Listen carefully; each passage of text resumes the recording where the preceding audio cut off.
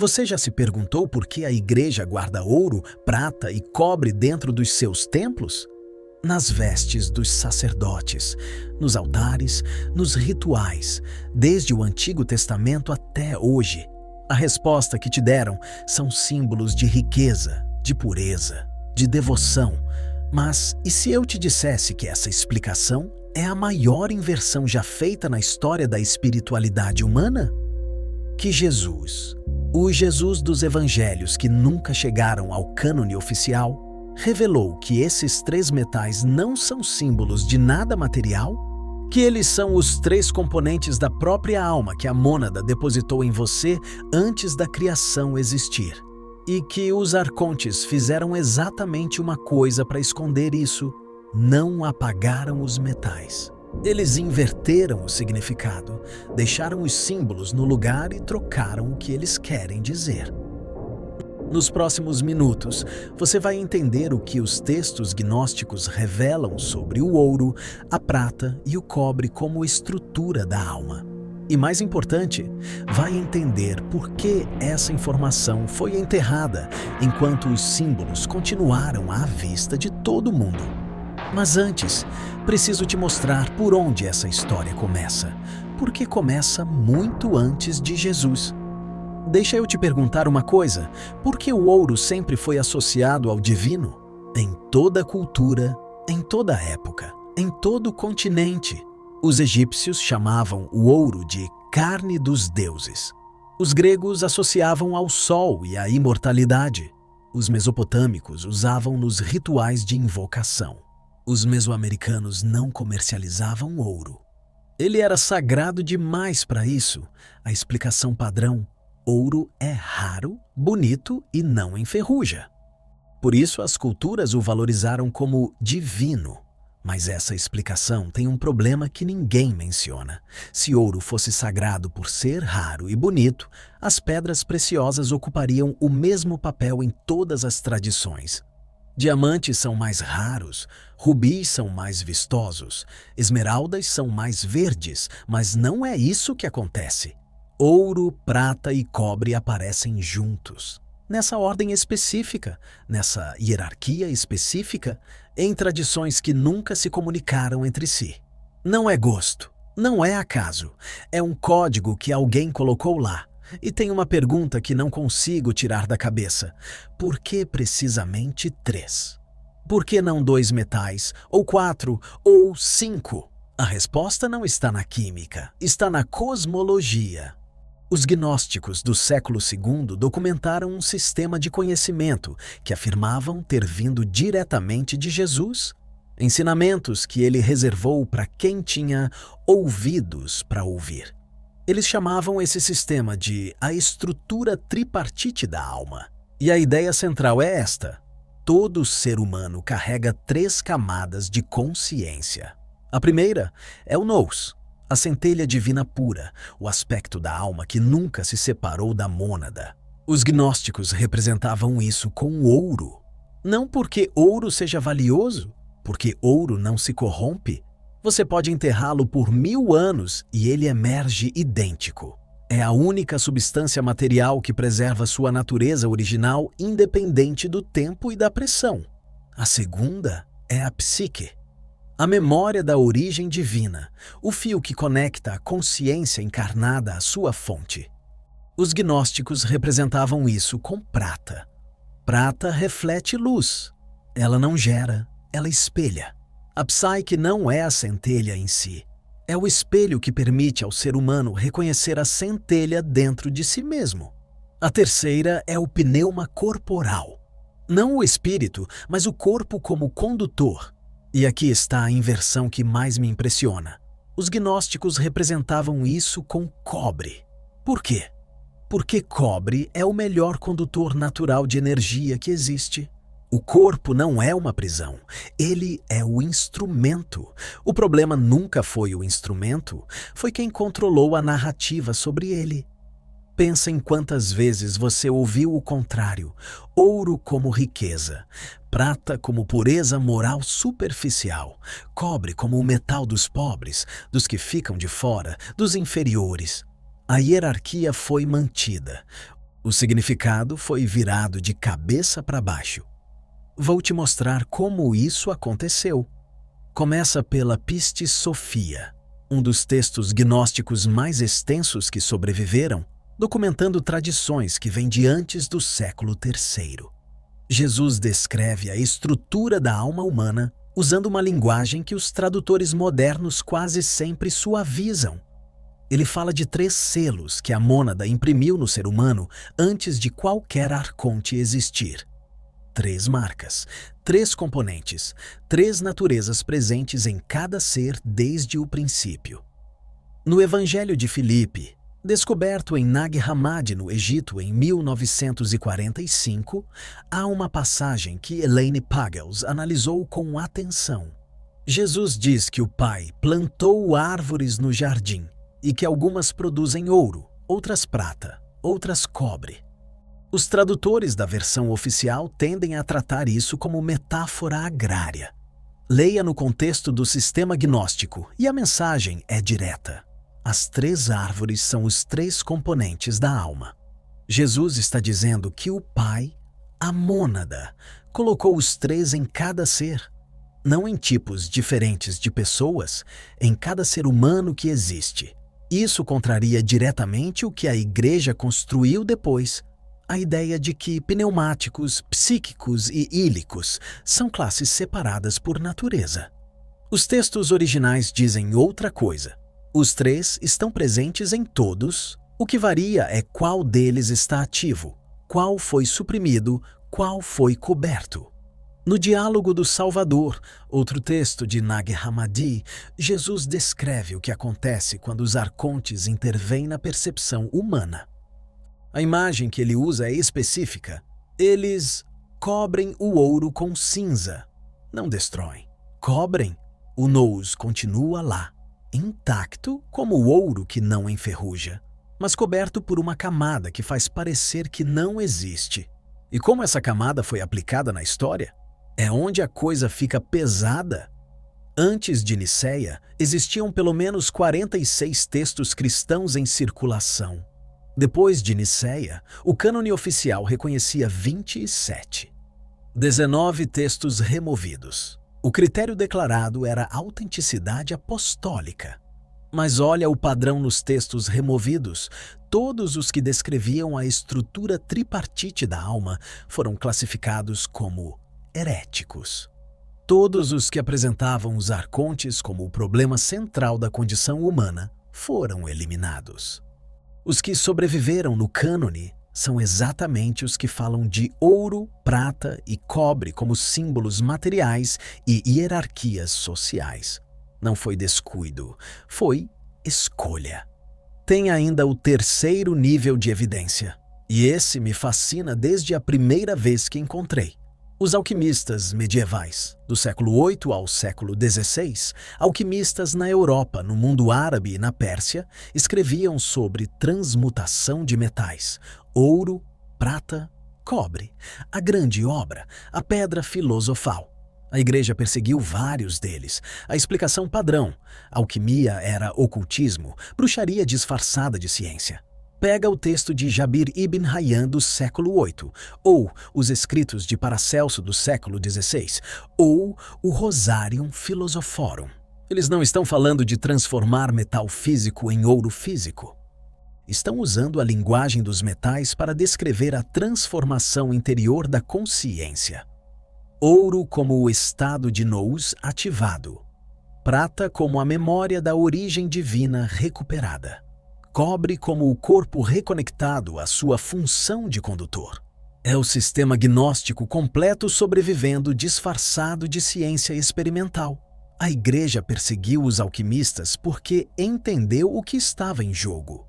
Se as pessoas soubessem que ouro, prata e cobre são componentes da sua própria alma, e não símbolos de autoridade institucional, o poder da hierarquia eclesiástica secava na raiz. Quem precisaria de intermediário para acessar Deus se os 3 elementos divinos já estão dentro de você? Para um segundo aqui, culturas que nunca se comunicaram chegaram ao mesmo código. Os textos gnósticos documentam Jesus descrevendo esses três metais como a estrutura da alma. O Concílio de Nicéia removeu sistematicamente todos os textos que apresentavam essa estrutura. E os alquimistas medievais preservaram o código por séculos até que a Igreja também os caçasse. Então, por que ninguém te contou isso na catequese? Por que esse conteúdo não está nos seminários? Por que o padre que te ensinou sobre os metais dos altares nunca mencionou a Pistis Sophia? Para entender isso, você precisa entender o que estava em jogo. O sistema religioso que emergiu de Nicéia se baseava num princípio único. O acesso ao divino é mediado. Você não chega a Deus diretamente. Você chega através da igreja, dos sacramentos, dos sacerdotes, da confissão, da absolvição. Esse modelo de intermediação não é apenas teológico, é um modelo de negócio. A igreja medieval controlava 1/3 das terras da Europa. Cobrava dízimos, vendia indulgências, financiava guerras, coroava reis. Esse poder inteiro dependia de uma única ideia, que o ser humano é fundamentalmente separado do divino, que você precisa de ajuda externa para se reconectar. Se o ensinamento dos três metais fosse amplamente conhecido, se todo cristão soubesse que carrega ouro, prata e cobre dentro de si, que o nous divino está intacto na sua alma esperando ser reconhecido, não haveria necessidade de intermediário. E sem intermediário, sem instituição, como eles garantiram que você não descobrisse? Mantiveram os símbolos e inverteram o conteúdo. Ouro nos altares, prata nas vestes, cobre nos sinos, mas agora como símbolos de poder institucional, não de estrutura da alma. Você vê os metais todo domingo. Nunca sabe o que eles significam. Classificaram os textos originais como heresia. Não destruíram tudo. Erros demais para apagar completamente, mas tornaram inacessíveis, perigosos, proibidos por séculos. Substituíram o conhecimento interior por doutrina externa. Em vez de te ensinar que o ouro do nous está dentro de você, te ensinaram a acumular ouro material como sinal de bênção divina. Em vez de mostrar que a prata é memória da origem divina, transformaram prata em pureza moral que você conquista através da obediência. E quem paga a conta? Você. Vivendo com aquela sensação de que algo falta, de que você está separado de algo que deveria ser seu, de que precisa de uma instituição para te conectar ao que, na verdade, nunca se desconectou de você. Não é teoria abstrata. É o mecanismo de funcionamento de uma das maiores estruturas de poder da história. Mas você já sabe como ele funciona? E isso muda alguma coisa. Chega de história. Vou te dar 3 práticas que saem diretamente do ensinamento gnóstico sobre os 3 metais. Não precisa de recurso externo. Não precisa de iniciação em nenhuma ordem, só de atenção e intenção. Primeiro, o reconhecimento do nous. O trabalho com o ouro interno. Jesus, no Evangelho de Tomé, diz: quando você se conhecer, então você será conhecido. O nous é o aspecto da sua consciência que observa sem se identificar com o que observa. Prática. Por 3 minutos, uma vez por dia, observe seus próprios pensamentos sem participar deles. Não analise, não julgue, só olha. Isso parece simples porque é. O nous não precisa ser ativado, ele já está ativo. O que você está fazendo é aprendendo a se identificar com o observador em vez de com o que é observado. Com 2 semanas de consistência, a maioria das pessoas relata uma mudança de perspectiva difícil de colocar em palavras. Uma sensação de que há algo em você que não é tocado pelo que acontece ao redor. Isso é o reconhecimento do ouro que nunca enferrujou. Segundo, a anamnesis, o trabalho com a prata, a memória da origem. Anamnesis é grego para não esquecimento. Os gnósticos usavam esse termo para descrever o processo de lembrar de onde a alma veio, não como crença, mas como reconhecimento direto. Prática. Antes de dormir, 5 minutos, faça uma pergunta para si mesmo sem tentar respondê-la racionalmente. O que em mim existia antes deste corpo? Não espere resposta verbal. A resposta da anamnesis vem como sensação, como imagem, como reconhecimento que acontece além das palavras. Quem pratica com regularidade costuma relatar sonhos que parecem memórias e um senso crescente de que a existência atual é menor do que algo que a gente vagamente lembra de ter sido. A prata refletindo a luz que sempre esteve lá. Terceiro, esse é para quem quer ir fundo, a reintegração do cobre, o reconhecimento do corpo como condutor. É o mais contraintuitivo dos três. A tradição gnóstica foi mal lida por séculos como sendo anticorpo, que os gnósticos desprezavam a matéria, que o corpo era o inimigo. Isso é a inversão arquôntica aplicada ao próprio sistema gnóstico. Os textos originais não dizem que o corpo é uma prisão. Dizem que o corpo foi transformado em prisão quando a consciência foi convencida de que ela é apenas o corpo. São coisas completamente diferentes. Cobre conduz. Esse é o papel dele. Prática. Uma vez por semana, escolha uma ação física completamente intencional. Caminhar descalço na terra, preparar comida do zero, fazer algo com as mãos. E execute com atenção total, sentindo cada sensação como transmissão de informação, não como experiência automática. Você está retreinando a percepção do corpo de receptor passivo para condutor ativo. Depois de um mês combinando as três práticas, o que emerge é concreto. Você começa a perceber que a separação entre ouro, prata e cobre, entre nous, memória e corpo, era artificial. Os três são aspectos do mesmo ser. A integração deles é o que os gnósticos chamavam de gnose, o conhecimento direto, sem intermediário. 2 erros que a maioria comete quando começa esse caminho. Erro 1. Buscar a experiência intensa primeiro. Muita gente pula direto para práticas avançadas esperando visões, revelações, confirmações dramáticas. O nous não se anuncia com trovão. Ele é silencioso porque sempre esteve presente. Começa pelo reconhecimento sutil. Erro 2. Tratar os 3 metais como etapas sequenciais. Ouro primeiro, prata depois, cobre por último. Isso é hierarquia institucional aplicada a um sistema que não é hierárquico. Os 3 componentes são simultâneos. As 3 práticas se informam ao mesmo tempo. Comece por qualquer uma das 3.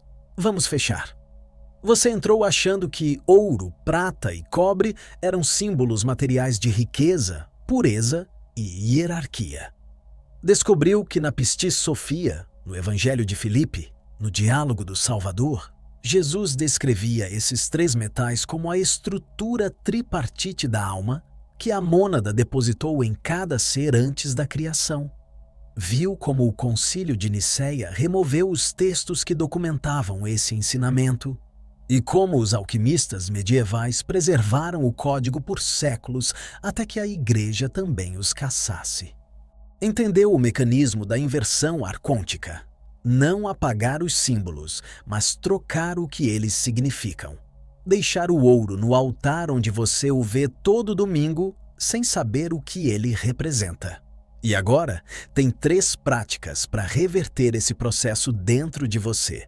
Usando o mapa que os textos gnósticos preservaram, tem muito mais sobre o que os gnósticos chamavam de pleroma, a plenitude da mônada antes da emanação, e como os 3 metais se relacionam com os éons que existiam antes dos arcontes. Dá um vídeo inteiro. Se você quer esse aprofundamento, deixa a palavra mônada nos comentários. Cada comentário me mostra que esse conteúdo está chegando em quem precisa. E me diz por onde continuar. Se o vídeo fez sentido, o like ajuda o algoritmo a mostrar isso para mais gente buscando as mesmas respostas que você buscou hoje. Os 3 metais nunca desapareceram. estão no altar da igreja mais próxima de você e estão dentro de você. A única diferença é que agora você sabe o que eles significam. Nos vemos no próximo.